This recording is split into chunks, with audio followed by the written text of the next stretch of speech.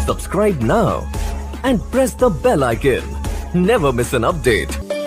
Chapter number 7 जो आपका है, राजस्थान के नागरिकों को डिजिटल सेवाएं, यानी गवर्नमेंट द्वारा जो सेवाएं आपको मिलती है, डिजिटल सेवाओं की बात करेंगे अपन इसमें, उनकी बात करेंगे। तो स्टार्ट करते हैं चैप्टर। सबसे पहली चीज़ आती है आपके पास में राजस्थान ई गवर्नेंस। ठीक है, तो राजस्थान ई गवर्नेंस के थ्रू आपको कौन कौन सी सेवाएं मिल सकती है। एक तरह से ये सूचना और संचार प्रौद्योगिकी का इस्तेमाल करके सरकारी सेवाओं तक आपको कैसे पहुंच बनाई जाए आपकी, वो एक छोटा सा प्रयास है गवर्नमेंट का जो अभी भी चल रहा है, जिसमें आपको बामासा राशन कार्ड नाम सुना होगा तुमने, लाइसेंस नाम सुना होगा, ड्राइविंग लाइसेंस वगैरह उसमें। तो अपन ने जैसे कल बात की थी ई कॉमर्स की, तो उसके अंदर देखो G2C भी पढ़ा था अपन ने कि कौन कौन सी G2C के अंदर कौन कौन सी सेवाएं अपन प्राप्त कर सकते हैं। G2B गवर्नमेंट बिजनेसमैन को या कंपनियों को कैसे टेंडर वगैरह देके उसको काम करवाती है, वो सारी चीज़ें पड़ी है। तो ये सारी चीज़ें अपने को देख लेनी है एक बार। अपने को बस इतना ध्यान रखना है ई गवर्नेंस के अंदर कौन कौन सी सेवाएं जिनकी अपन आगे डिटेल में बात करने वाले हैं। ठीक है, तो यहाँ पे एक बार इनके फायदे देख लो क्या है क्या नहीं है। जो तो नागरिकों के लिए सूचना और गुणवत्ता सेवाओं तक बेहतर पहुंच बनाने के लिए चालू हुई ये सारी गवर्नेंस सेवाएं। सरकार में सादगी, कार्यक्षमता और जवाबदेही। ठीक है, तो यहाँ पे प्रोडक्ट की अवेलेबिलिटी के अकॉर्डिंग आपको ये सारी चीज़ें मिल जाएगी। शासन की विस्तारित पहुँच। ठीक है, तो ये एक तरह से ये बात जो कर रहा है, ये सारी गवर्नमेंट जो आपको योजनाओं के एक तरह से बोल सकते हो उनकी बात कर रहा है ये। तो यहाँ पे अभी ई गवर्नेंस के प्रकार में आपने अभी जस्ट देखा था, अपने यहाँ पे देखा था G2C देखा था, G2B देखा था, G2E यानी गवर्नमेंट टू गवर्नमेंट और गवर्नमेंट टू एम्प्लॉय और गवर्नमेंट टू बिजनेस और गवर्नमेंट टू कस्टमर। ये चार तरह की जो सेवाएं हैं वो ई गवर्नेंस के अंदर आती है। इसके अंदर बहुत सारी सेवाएं ऐसे आ सकती है, उसमें आपको अब आगे बढ़ेंगे अपन। अब ये यहाँ पे कार्यक्रम दे रहे हैं आपको, तो कार्यक्रम देख लो कौन कौन से हैं ई गवर्नेंस के थ्रू आपको दिए गए हैं। तो यहाँ पे जो पहला जो दे रखा है आपके पास में, वो हर नागरिक के लिए ई गवर्नेंस, यानी उसमें कौन कौन सी सेवाएं, ई मित्र, बामासा, राज संपर्क, सरकारी अधिकारियों के लिए तक पहुँच, ये सारी मिल जाएगी आपको। तो ये आप आराम से राज में एक दे रखा है, इसमें एक ऑप्शन आपको दिख रहा है सास, इसको बोलते हैं सास बोलते हैं, सॉफ्टवेयर एज ए सर्विस। ठीक है, क्या दिख रहा है आपको, सॉफ्टवेयर एज ए सर्विस। इसको थोड़ा सा फुल फॉर्म को आपको देख लेना है। राजस्थान क्लाउड जो अपन ने बेस्ट क्लाउड स्टोरेज के एग्जांपल पढ़े थे, उसमें ये एक भी आता है, राजनेट दिख रहा है आपको यहाँ पे। ठीक है, लोकल और SWN लैन और SWN दिख रहा होगा आपको, ब्रॉडबैंड कनेक्शन वगैरह के लिए ये सारी सेवाएं। राजधरा नाम की तरह से दी गई आपको, जो दिख रही है आपको, जिसमें GISS इसका भी फुल फॉर्म पूछा जा चुका है आपको, कितने RCT एग्जाम में पूछा चुका है। तो जियोग्राफिकल इंफॉर्मेशन सिस्टम। ठीक है, तो ये सारी देख लेना आपको कौन कौन सी सेवाएं स्टार्ट की गई है। जो आपको ये जो दिख रहे हैं वो सारे ऐप के रूप में प्ले स्टोर में मिल जाएगी, और अलग अलग कार्य है, राजधरा हो गया, राजमेघ हो गया, राज क्लाउड हो गया, राजस्थान संपर्क का भी ऐप मिल जाएगा तुम्हारे को। तो ये सारी चीज़ें गवर्नमेंट की सेवाएं हैं, तो आप आराम से देख सकते हो उनको। अगली चीज़ बात करते हैं अपने ई मित्र, जिसमें पहला आता है ई मित्र। नाम सुना होगा तुमने, ई मित्र क्या है। तो यहाँ पे सरकार द्वारा 2004 में ई गवर्नेंस सेवा के तहत इसकी स्थापना की गई थी ई मित्र की, जहाँ से अपन आपको जितनी भी गवर्नमेंट की सेवाएं हैं वो आप ले सकते हो, फॉर्म वगैरह फिलअप कर सकते हो, ये सारी चीज़ें। ठीक है, उसके लिए आपको ID और पासवर्ड लेने जरूरी है। उसके बाद में इसके लाभ और फायदे आपको सबको पता ही है, क्या क्या कर सकते हो ई मित्र से। बामासा कार्ड बना सकते हो, राशन कार्ड बना सकते हो, ऑनलाइन फॉर्म किसी वैकेंसी में भर सकते हो, बिजली का बिल पे कर सकते हो। ठीक है, उसके बाद जाति प्रमाण पत्र, आय प्रमाण पत्र, ये सारी चीज़ें आप ई मित्र से बनवा सकते हो। अगर आपके पास ID आप खुद बना सकते हो। ई मित्र के अंदर एक और चीज़ अभी जस्ट आपको गवर्नमेंट ने ऐड की है, SSO सिंगल साइन ऑन। ठीक है, क्या नाम है इसका, सिंगल साइन ऑन। तो अभी सिंगल साइन ऑन के थ्रू भी बहुत सारी सेवाएं, जो अभी पहले क्या हो रहा था कि ई मित्र के थ्रू ही गवर्नमेंट दे रही थी सारी सेवाएं। अभी क्या कर दिया गवर्नमेंट ने, जो एक नागरिक को आवश्यक जो भी गवर्नमेंट की सेवाएं जो आवश्यक है उनको क्या कर दिया उन्होंने, आपके SSO पे डाल दिया है। ठीक है, तो आप SSO पे बिना ई मित्र ID के भी अभी आप इसको ये सारी चीज़ें जितनी भी योजनाओं के बारे में मैंने आपको बताया वो आप उनमें अप्लाई कर सकते हो, उनका विवरण देख सकते हो, वो सारी चीज़ें। ठीक है, उसके बाद में गवर्नमेंट टू कस्टमर क्या क्या चीज़ें आपको मिल सकती है। तो RTI सेवाओं के लिए आपको ऑनलाइन जमा और शुल्क जमा कर सकते हो आप यहाँ पे। उसके बाद मनरेगा का नया पंजीकरण कर सकते हो, नौकरी कार्ड जारी यानी बामाशा का जो नरेगा कार्ड होता है वो, यानी उसको जॉब कार्ड बोलते हैं अपन, उसको आप जारी करवा सकते हो। पंचायत राज की व्यवस्थाएं जो भी है जो उसको आप ले सकते हो। बिजनेस टू कस्टमर में कौन कौन सी सेवाएं हैं, ये सारी जो सेवाओं की बात कर रहा हूँ मैं वो गवर्नमेंट टू ई गवर्नेंस के थ्रू आती है एक तरह से। बिजनेस टू कस्टमर में ये रिचार्ज हो गए आपके पास, लाइफ इंश्योरेंस हो गया, एलआईसी वगैरह की होगी, प्रीपेड वगैरह हो गया, ये अमेजोन से बाजार से सामान खरीदना हो गया। इन सभी चीज़ों के बारे में पहले बात कर चुका हूँ आपसे। तो अगली चीज़ पे चलते हैं, घर से फॉर्म। तो घर से फॉर्म ई मित्र से भर सकते हो आप, एसएसओ से भी भर सकते हो। ई मित्र का उद्देश्य क्या है? ई मित्र का उद्देश्य क्या है? सरकारी जितनी भी योजनाएं उनको अधिक से अधिक लोगों तक पहुंचाना है। और किस प्रकार की सेवाएं प्रदान कर जाती है? तो गवर्नमेंट की जितनी भी योजनाएं हैं, ठीक है, उसके अलावा ये आपके बिल वगैरह हो गए, आपके मोबाइल बिल प्रीपेड हो गए, ये सारी चीज़ें पहुँचाती है। ई मित्र के अंदर ही एक और चीज़ आती है, भामाशाह योजना। नाम सुना होगा आपने 2008 में भामाशाह सक्षम योजना की शुरुआत हुई थी, अपन ने पढ़ा था आपके डिजिटल सेवाओं के अंदर। तो बात करते हैं इसकी। भामाशाह नाम सुना ही होगा आपने। सबसे पहली चीज़ है, इसके योजना को पढ़ने से पहले अपने को बताया कि इसके अंदर जो मुखिया है वो महिला बनती है एक तरह से, और महिला सशक्तिकरण को यानी वुमन एम्पावरमेंट को बढ़ावा देने के लिए ये चीज़ चालू की गई है। और जो गरीब लोग हैं यानी गरीब परिवार है, जो सरकार के मापदंड से गरीब यानी जिनको आर्थिक सेवाएं या जिनको रोजमर्रा की सेवाएं प्राप्त नहीं होती है, उनके लिए ये चालू की गई है। वैसे तो कोई भी बना सकता है, लेकिन इनके जो लाभ है वो वही आदमी या वही परिवार ले सकता है जिनको जो सरकार के मापदंडों में आता है। तो थोड़ी सी बात करते हैं इसकी। नामांकन प्रक्रिया। तो नामांकन प्रक्रिया में जो आपको दिख रहा है उसके अंदर आपको क्या क्या चाहिए, वो सारी चीज़ें यहाँ पे एक तरह से लैंग्वेज में लिखी हुई है। मैं आपको थोड़ा सा बता दूँ, इसके अंदर सबसे मेन चीज़ डॉक्यूमेंट क्या क्या चाहिए। तो जितने भी मेंबर्स होते हैं उनके आधार कार्ड हो गए, वोटर आईडी कार्ड जिनके पास है वो हो गया, राशन कार्ड चाहिए, उसके बाद में बैंक डायरीज चाहिए इसके अंदर, ठीक है। तो ये सारी चीज़ें, जन्म प्रमाण पत्र जिसके आधार कार्ड नहीं है, तो कम से कम भी एक गवर्नमेंट का जो ऑफिशियल डॉक्यूमेंट है जो आपको प्रोवाइड किया गया है वो आपके पास होना चाहिए भामाशाह कार्ड बनाने के लिए। उसके बाद दूसरी बात कर लेते हैं, इसके अंदर जो मुखिया बनता है वो महिला बनती है, ठीक है। उसके बाद में आपको किसी भी मित्र सेंटर पर जाके इसका नामांकन करवा सकते हो। नामांकन के कुछ ही दिनों बाद में आपको इसका कार्ड दे दिया जाता है, भामाशाह कार्ड। तो भामाशाह के बाद में भामाशाह कार्ड दो तरह के होते हैं, एक तरह से पारिवारिक कार्ड और व्यक्तिगत कार्ड। अब कार्ड नंबर तो चेंज होंगे नहीं, केवल आपको अगर आपको अलग पर्सनल चाहिए तो वो ले सकते हो। अभी रिसेंट में अभी जन आधार कार्ड और जारी कर दिया गवर्नमेंट ने, तो वो भी एक तरह से नंबर्स हैं। भामाशाह कार्ड ध्यान रखना, इसमें एक क्वेश्चन पूछा जा सकता है कि भामाशाह कार्ड में जो नामांकन पंजीकृत संख्या होती है वो कितने अंकों की होती है, तो वो 7 अंकों की होती है, ध्यान रख लेना, ठीक है ना। जैसे आधार कार्ड में कितनी की होती है, 12 अंकों की होती है, उसी तरीके से राशन कार्ड में भी 12 अंकों की होती है, ठीक है ना। तो आपके जो भामाशाह कार्ड है उसकी पंजीकृत जो एक्नॉलेजमेंट जो आती है उसकी उसकी संख्या कभी नहीं पूछेगा आपसे वही पूछेगा कि आपके जो भामाशाह कार्ड जो पंजीकृत किया गया है वो नामक जो पंजीकृत संख्या वो कितने के अंकों की होती है, 7 अंकों की होती है, ठीक है। यहाँ पर डीबीटी की बात की थी अपन ने। अभी सबसे बेस्ट इसका एग्जांपल है कि अभी लॉकडाउन जैसी कंडीशन में आप गवर्नमेंट सीधा सीधा पैसा भेज रही है, तो डीबीटी डायरेक्ट बेनिफिट ट्रांसफर एक तरह से मिल रहा है आपको, तो इससे बढ़िया और क्या हो सकता है आपके लिए, ठीक है।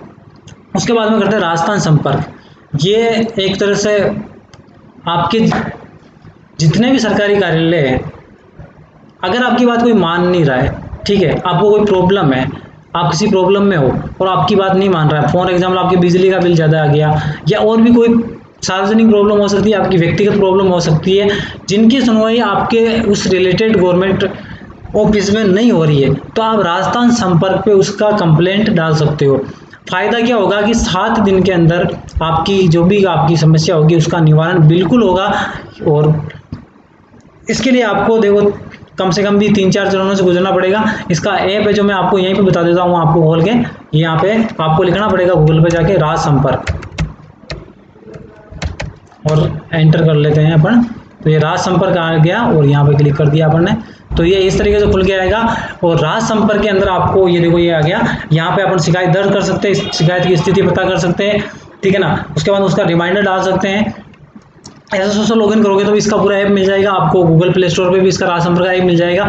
जो कोई भी, फॉर एग्जांपल मैं आपको एग्जांपल देता हूँ कि आपने किसी गवर्नमेंट योजना के तहत आपने कोई फॉर्म अप्लाई किया, ठीक है, उसके बाद में आपकी जो भी है जो आपका पैसा आना था या फिर वो फॉर्म पे साइन होना था वो कुछ हुआ नहीं है, ठीक है, और वो आगे से आपको कुछ रिस्पॉन्स भी नहीं आ रहा है, तो आप क्या करोगे, उसका पूरा डिटेल आप उसमें डाल दोगे, आपकी जब भी समस्या होगी वहाँ पर बता दोगे, तो 7 दिन के अंदर उस डिपार्टमेंट को ये बताना पड़ेगा कि उसने आपको रिस्पॉन्स क्यों नहीं दिया और साइन करने की वजह बतानी पड़ेगी और साइन करने पड़ेंगे अगर आपके डॉक्यूमेंट्स या आपने जो फॉर्म भरा है वो लीगल है तो, ठीक है। और सबसे इंपॉर्टेंट राज्य संपर्क से रिलेटेड जो क्वेश्चन बनता है आपके RSCIT के थ्रू, वो बनता है कि आपकी राज्य संपर्क का जो हेल्पलाइन नंबर है वो क्या है, वो है 181।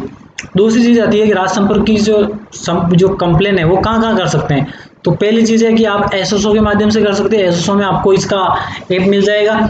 दूसरी चीज़ देखिए वेबसाइट से जो आपको दी रही है संपर्क.rajasthan.gov.in, उसके बाद में आप मोबाइल से भी आप इसके ऐप को डाउनलोड करके वहाँ पे आप इसकी शिकायत कर सकते हो। तीसरी चीज़ की अगर आप अनपढ़ हो, ठीक है, या आपके माता पिता अनपढ़ है, तो आप 181 पे भी फोन करके आप इसका क्या कर सकते हो, शिकायत कर सकते हो, ठीक है। उसके बाद में इसके लाभ जो आपको मैंने बता दिए कि क्या क्या लाभ मिलेंगे, जो भी आपकी शिकायत होगी उसका निवारण हाथों हाथ होगा एक तरह से, और सारी वजह बताई जाएगी आपके पास में। और इसकी जो चरण है वो थोड़े से देख लेते हैं। चरण क्या है, सबसे पहले आपको रजिस्ट्रेशन करना पड़ता है जो भी शिकायत होती है, उसके बाद में मॉडरेशन करना पड़ता है, उसके बारे में डिटेल में लिखना होता है, उसके बाद अलॉटमेंट होता है, उसके बाद में निकारण होता है, उसके बाद में सत्यापन होता है, वेरिफिकेशन होता है। वेरिफिकेशन क्या होता है, देखो पहली चीज़ आपने जो शिकायत दी है उसका रजिस्ट्रेशन करना पड़ेगा आपको, ठीक है। मॉडरेशन होगा, मॉडरेशन का मतलब क्या होगा कि वो आगे शिकायत पहुंचेगी, आवंटन होगा, उसको अलॉट करेगी, निराकरण होगा, जो भी समस्या उसको सरकारी जो भी राज्य संपर्क जो ऑफिस है वहाँ से आपको पूरा प्रॉपर रिस्पॉन्स मिलेगा, कॉल आएगी आपके पास, मैसेज आएगा। उसके बाद में डिस्पोजल के बाद में सत्यापन की आपके पास एक कॉल आएगी लास्ट में कि आपका जो भी समस्या थी उसका निराकरण हुआ या नहीं हुआ है, ठीक है। यहाँ पे देखो, यहाँ पे दिख रही है आपको वेब पोर्टल से, ई-मित्रा कियोस्क से, राजस्थान संपर्क 1 से, या फिर IT जो आप SMS टोल फ्री नंबर से SMS के साथ में भी इसकी शिकायतों का वर्णन कर सकते हो। उसके बाद में आपके पास आवंटन कैसे होता है, निराकरण कैसे होता है, इसके बारे में बता दिया मैंने आपको। और सत्यापन का मतलब आपको उचित राय वगैरह दी गई उसके बारे में बताएगा। अब अगली चीज बात करते हैं अपन EPDS, electronic public distribution system, ठीक है, सार्वजनिक वितरण प्रणाली। राशन कार्ड का नाम सुना होगा तुमने, मशीन से गेहूं लेते हो, तो उसके बारे में बात कर रहा है। यहाँ पे आपको फुल फॉर्म याद रख लेना है, ठीक है। और लाभ प्राप्त कैसे करें, तो यहाँ पे राशन कार्ड की बात कर रहा है, तो राशन कार्ड के प्रकारों की थोड़ी सी बात कर लेते हैं। राशन कार्ड 8% में 4 प्रकार के राशन कार्ड राजस्थान गवर्नमेंट आपको प्रोवाइड कराती है अलग अलग कैटेगरीज के अकॉर्डिंग। तो पहला जो दिख रहा है आपको वो दिख रहा है BPL, बिलो पॉवर्टी लाइन, ठीक है। उसके बाद में दूसरा दिख रहा है APL, अबव पॉवर्टी लाइन, ठीक है। उसके बाद में और कौन से होते हैं, तो उसके अंदर दूसरा होता है SBPL यानी स्टेट BPL यानी स्टेट बिलो पॉवर्टी लाइन। एक और होता है अंत्योदय, जो योजना चलो स्टार्ट हुई थी अंत्योदय योजना, उसके थ्रू बनता है। अब कलर थोड़े से देख लेते हैं इसके। जो आपका APL जो होता है वो नीले कलर का होता है, BPL होता है वो BPL और स्टेट BPL वो नीले और गुलाबी कलर का होता है। गुलाबी कलर का जो होता है वो स्टेट BPL और नीले कलर का होता है वो सिंपल BPL होता है, ठीक है। उसके बाद में जो पीला कलर का जो राशन कार्ड आता है आपके पास में वो अंत्योदय का होता है, ठीक है। उसके बाद में आपके पास राशन कार्ड बनने के बाद में कहाँ लेने जाओगे गेहूँ या दाल चावल शक्कर जो भी है, तो वो आपको फेयर प्राइस शॉप यानी राशन की दुकान को अपन इंग्लिश में फेयर प्राइस शॉप FPS, जिसके कोड गवर्नमेंट देती है हर एक दुकान को, और उसी कोड से उसको गवर्नमेंट को पता पड़ता है उसका सभी ब्यौरा कि कितने गेहूँ बांटे उसने, कितने नहीं बांटे, ठीक है। तो ये भी आपको ध्यान रखना है, आप इसकी जानकारी ले सकते हो। उसके बाद में राशन कार्ड या ई-मित्र या CSC तो राशन कार्ड आवेदन करने के लिए आपको अप्लाई करने के लिए ई-मित्रा पर जाना पड़ेगा, फॉर्म डाउनलोड करना पड़ेगा। फॉर्म डालने सारे आप क्लिक करोगे फॉर्म पे तो सारे फॉर्म आ जाएंगे। आपको क्या क्या करना होगा, तो आपके लिए क्या क्या डॉक्यूमेंट चाहिए, उसके लिए तो मतदाता चाहिए, आपके पास 2 रुपये का अदालत शुल्क, आपके पास टिकट चाहिए, उसके बाद में आधार कार्ड वगैरह जो भी आपके आवश्यक रहने का वो जो प्रूफ है वो चाहिए आपके पास में। और उसके बाद में आपको आवेदन जो है ई-मित्र पे जमा करवा सकते हो और उसके बाद में बन जाएगा आपका राशन कार्ड, ठीक है, जो भी आपकी कैटेगरी होगी। और BPL और जो स्टेट BPL है उनका सर्वे होता है, उसके बाद में वो उस कैटेगरी में आते हैं तो उसके राशन कार्ड भी उस तरीके से बना दिए जाते हैं, ठीक है। उसके बाद में ये आपका राजदरा नाम से जो ऐप है कि ज्योग्राफिकल इंफॉर्मेशन, ये आपको जो आपके राजस्थान के जो भूमि जो है आपकी राजस्थान के अंदर किस किसान के नाम पे कितनी है, जो नकल वगैरह का नाम सुना होगा आपने गिरदावरी का, तो वो यहाँ से आप सारी चीज़ें प्राप्त कर सकते हो। अब यहाँ पे एक और चीज़ आती है, आपने बामासा में 2 चीज़ें छोड़ती थी। बामासा कार्ड बनने के बाद में उसके फायदे क्या है, तो 8% में तो सबसे जो फायदा चल रहा है वो एक तो चल रहा है BSBI और BRSBI, ठीक है ना, बामासा स्वास्थ्य बीमा योजना और बामासा रोजगार सृजन योजना, ठीक है दोस्तों। सॉरी दोस्तों। तो अब यहाँ पे क्या होता है, एक चीज़ थोड़ा सा मैं एक टॉपिक से, इसमें जो आपको टॉपिक नहीं दे रखा उसके बारे में बात करता हूँ मैं, खाद्य सुरक्षा। अब ये क्या होता है, खाद्य सुरक्षा अधिनियम 1986 लागू हुआ था। उसके अंदर जो परिवार आता है उसी परिवार को वामासा स्वास्थ्य बीमा योजना का लाभ मिलेगा। उसी परिवार को अगर वो APL का राशन कार्ड भी बना रखा है, यानी अबव पॉवर्टी का लाइन का भी, तो भी उसको जो राशन की जो जितने भी लाभ है वो मिलेंगे। कब, जब वो खाद्य सुरक्षा के अंदर आएगा। और यहाँ पे जिसको अपन, एक मिनट दोस्तों, यहाँ पे वामासा स्वास्थ्य बीमा योजना। अब ये जो खाद्य सुरक्षा होती है, थोड़ा सा इसका फुल फॉर्म भी कई बार पूछा जा चुका है, तो उसके बारे में बात कर लेते हैं। NFSA लिख लेना दोस्तों इसको, NFSA national food security act 1986, ठीक है। उसके बाद में वामासा स्वास्थ्य बीमा योजना की बात करते हैं, तो सामान्य बीमारी जो होती है उस परिवार के किसी भी सदस्य को तो 30,000 और गंभीर बीमारी के लिए 3 लाख तक का प्रावधान उस बीमारी को लगाने का गवर्नमेंट उठाती है एक तरह से। तो ये इसका लाभ है एक तरह से इस वामासा स्वास्थ्य बीमा योजना का, जो आप ले सकते हो। और ये पूरी फैमिली को 1 साल का वॉलेट मिलता है। अगर फॉर एग्जांपल ये ऐसा नहीं है कि आपने एक सारे ही सदस्य, जैसे 5 सदस्य, पांचों ने 30,000 या 3 लाख का इलाज करवा लिया। इसमें क्या होता है कि जैसे आपकी फैमिली में 4 मेंबर है, एक मेंबर ने अगर 50,000 रुपये का उसमें इलाज ले लिया फ्री में, तो इसका मतलब कि आपकी फैमिली का उस साल के लिए 2.5 लाख रुपये का वॉलेट बच चुका है। उस 2.5 लाख में से कोई भी मेंबर और ले सकता है, ठीक है। और 1 साल में ही अपने आप वापस रिन्यूएबल हो जाता है। वामासा स्वास्थ्य बीमा योजना ये यहाँ पे दिख रही होगी, यहाँ पे जो सभी गवर्नमेंट्स जितने भी सरकारी अस्पताल है उसमें लागू है। और गवर्नमेंट द्वारा लिस्ट की जारी की गई है 1800 से 2000 के बीच में। तो वो प्राइवेट हॉस्पिटल्स की है, उसमें भी वो लागू है। बस आपको वो लिस्ट का पता करना होता है, जो कि आप इंटरनेट से डाउनलोड कर सकते हो वामासा स्वास्थ्य बीमा योजना की वेबसाइट से, ठीक है। उसके बाद में देखो ये यहाँ पे सारी चीज़ें दिख रही है आपको, किस किस को लाभ मिल सकता है, किस किस को नहीं मिल सकता है, ठीक है। उसके बाद में वामासा रोजगार सृजन योजना, ठीक है। ऐसे युवा जो बिजनेस स्टार्ट करना चाहते हैं, उद्योग स्टार्ट करना चाहते हैं, उनको ऋण उपलब्ध करवाने का जो काम करती है ये योजना करती है। इसके अंदर सबसे इंपॉर्टेंट जो ब्याज दर होती है वो 4% वार्षिक होती है, ध्यान रखना इसका। और 5 वर्षों के तक के लिए इसमें ऋण मिलता है। यही चीज़ आपको इंपॉर्टेंट है और ये ध्यान रखनी है, ठीक है। उसके बाद में ये एलिजिबिलिटी दिखी हुई है यहाँ पे, देखो 5 वर्ष तक तो हो सकती है, 6 माह तक बढ़ाया जा सकता है, वो सारी चीज़ें लिखी हुई है। सृजन योजना में आपको आवेदन कैसे जमा कराना है, तो उसकी वेबसाइट पर जाना है, आपके फॉर्म का प्रिंट आउट लेना है, और जितने भी आपके पास जो भी स्टार्ट करना चाहते हो वो उसके सबूत देने हैं। और उसके बाद में आपके आवेदन जमा कराना, सत्यापन होगा। सत्यापन होने के बाद में आपका जो भी बैंक आपने दिया उसमें आपके जो भी आपने पैसे जरूरत है वो ले सकते हो यहाँ से, ठीक है। अब यहाँ पे आपके पास दिख रहे हैं आपके इसके क्वेश्चंस, ठीक है। एक और चीज़ मैं बता दूं, ये जो टॉपिक पढ़ा है इनको मैं एक प्रॉपर तरीके से कैसे कैसे चीज़ें होती है वो सारी चीज़ें पढ़ाऊंगा। बस मैं अभी आपको ये चीज़ें RSCRT के तौर पे पढ़ा रहा हूँ कि ये चीज़ें होती है। एक टॉपिक वाइज सारे, जैसे ई-मित्र हो गया, वामासा हो गया, तो वामासा कैसे बनता है, उसका फॉर्म कहाँ से डाउनलोड करते हैं, कैसी वेबसाइट पे जाते हैं, वो सारी चीज़ें मैं बताऊंगा। बस आपको ये पढ़ लेना है कि आपके RSCRT के कोई भी क्वेश्चन नहीं छूटे, इसके थ्रू बता रहा हूँ आपको। जैसे पहला क्वेश्चन दिख रहा है आपको, निम्न में से कौन सा राजस्थान संपर्क का चरण नहीं है, तो रजिस्ट्रेशन बिल्कुल है, मॉडरेशन बिल्कुल है, और एलोकेशन भी बिल्कुल है, स्क्रूटिनाइजेशन इसका नहीं है, तो ये ऑप्शन नंबर सी हो जाएगा।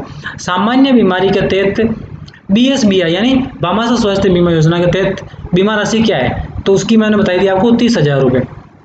बेरोजगारों को पंजीकृत करने के लिए BRSY यानी वामासा रोजगार सृजन योजना राशि के तहत ऋण दिए जाने वाले की ब्याज दर क्या है, तो 4% मैंने बताई थी आपको। EPDS प्रणाली के संदर्भ में BPL का पूरा नाम बताया तो बिलो पॉवर्टी लाइन, ठीक है। अब यहाँ पे BRSY के तहत कौन कौन से जो बैंक है वो ऋण देते हैं, तो राष्ट्रीयकृत बैंक, ठीक है। 1969 में इंदिरा गांधी ने 14 राष्ट्रीयकृत बैंकों की शुरुआत की थी, 14 किए थे, उसके बाद में बहुत सारे जुड़ते जा रहे हैं। सरकारी बैंक, क्षेत्रीय ग्रामीण बैंक और उपरोक्त सभी, तो यहाँ पे उपरोक्त सभी आएंगे, सारे बैंक दे सकते हैं, केवल प्राइवेट बैंक ही इसमें नहीं देते ऋण।